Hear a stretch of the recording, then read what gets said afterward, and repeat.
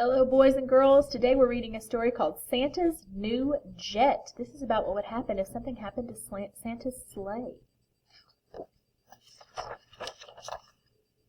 Christmas Eve was coming. It was time to get ready for the big night. The sleigh needed work, a lot of work. I went to get the reindeer. They were out of shape, really out of shape. It was time to practice. Practice was less than perfect. It wasn't looking good for Christmas, but Orville the elf had an idea. Orville said the elves could build me a jet to deliver the toys. I liked his plan. The elves worked their magic, and the next day I had a jet in my favorite color, with an extra wide seat that was easy to use and had many important safety features. I took the jet out for a spin.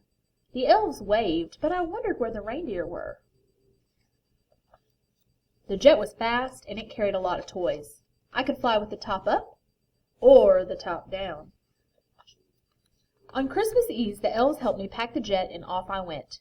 The jet was noisy and the onboard computer kept telling me where to go. The voice sounded just like Mrs. Claus.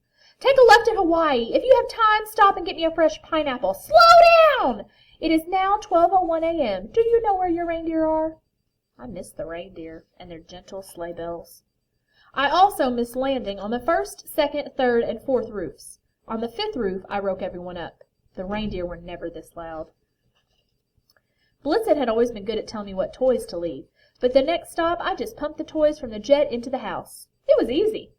Maybe a little too easy. Later, fog set in and I couldn't see. I needed Rudolph to light the way.